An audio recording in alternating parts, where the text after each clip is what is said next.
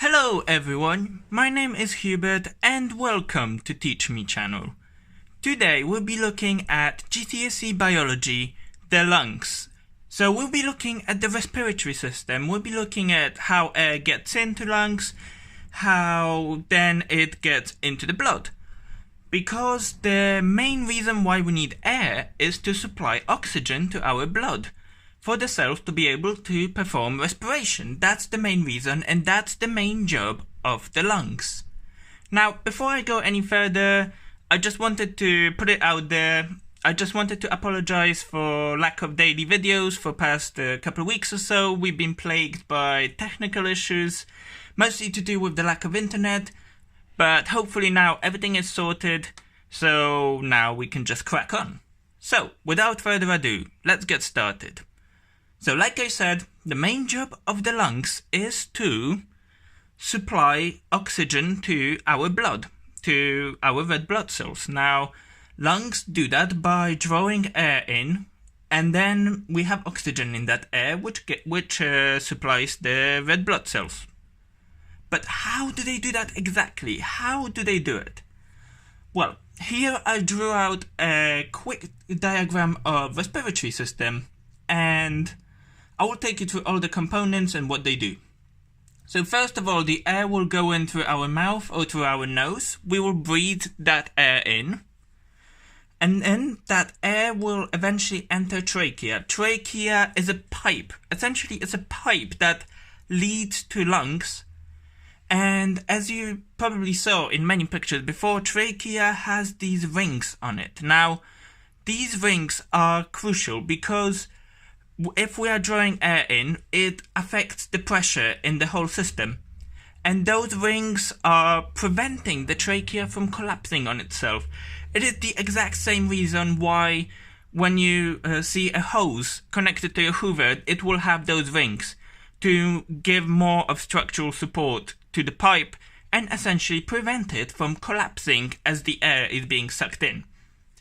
So we breathe in the air, but how do we get that air into trachea in the first place? Well, here diaphragm comes into action because diaphragm is a muscle, and as it contracts, it will pull downwards, essentially causing the pressure in the chest cavity, in the thorax, in other words, to change. And therefore, this will cause the air to be sucked in through trachea.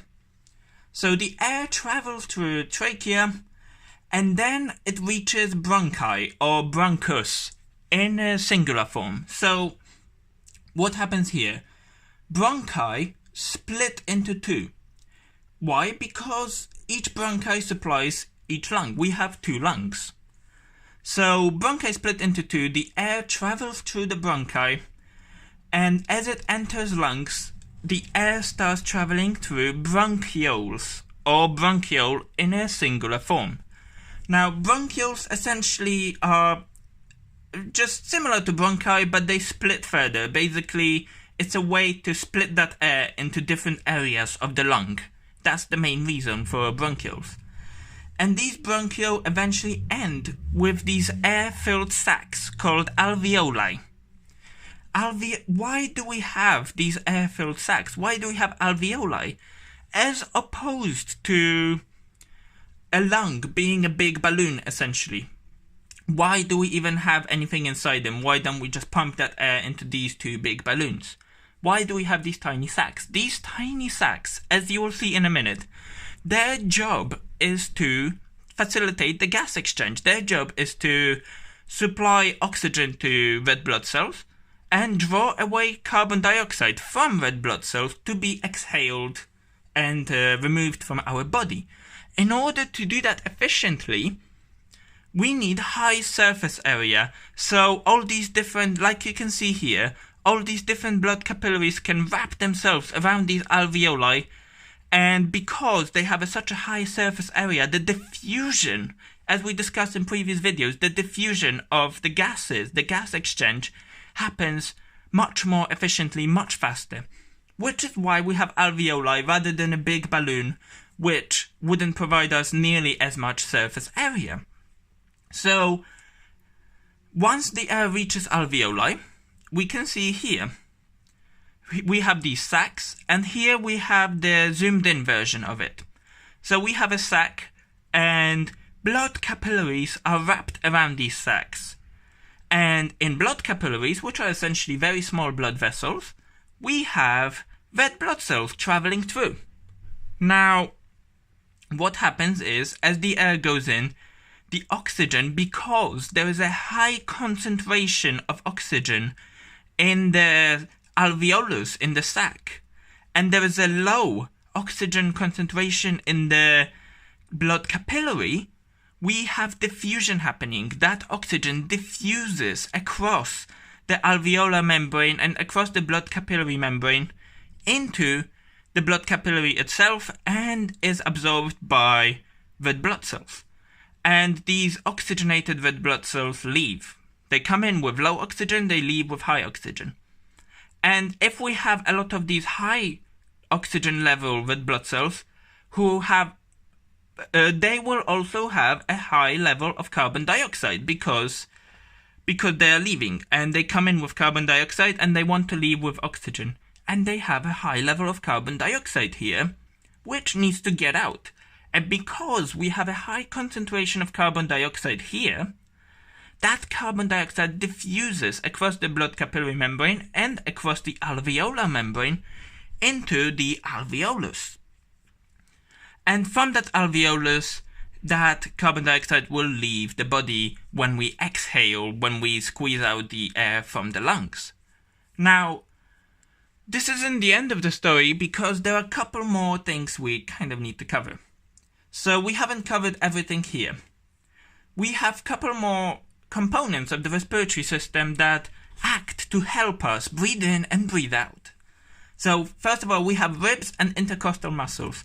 Now ribs and intercostal muscles together, they form this cage that these lungs are in. Now, because we have intercostal muscles, they are muscles, they can contract and relax. So when we exhale, these muscles, these intercostal muscles can contract and make this cage have less space, therefore literally physically squeezing out that air out of these lungs to breathe out.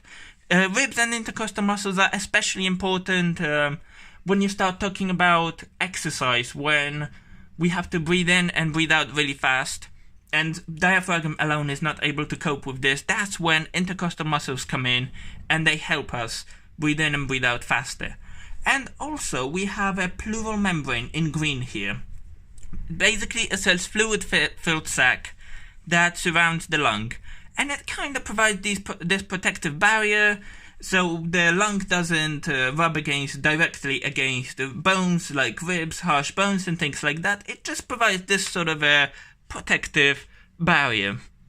So this is it for today, guys. This is the overview of the lungs, and I hope this video helped you immensely. If you think this video helped you, give me a thumbs up. If you want to stay up to date with Teach Me channel, we provide daily videos on math, science and some biomedical science videos. Hit that subscribe button below, don't be afraid. I'm sure there is lots of content that you guys want to get your teeth into. By the way, I want to remind you, we also have a Twitter channel which is available. If you see on the channel page, if you see a banner, on the right hand side there will be a button that takes you straight to our Twitter page. Again, it's chock full of content, some bargains, science related bargains, school related bargains, and full of content that you don't see on YouTube. So make sure you guys check this out, and thank you very much guys for watching. I really appreciate when you guys watch my videos. This is why I do it. Thank you very much, and see you next time.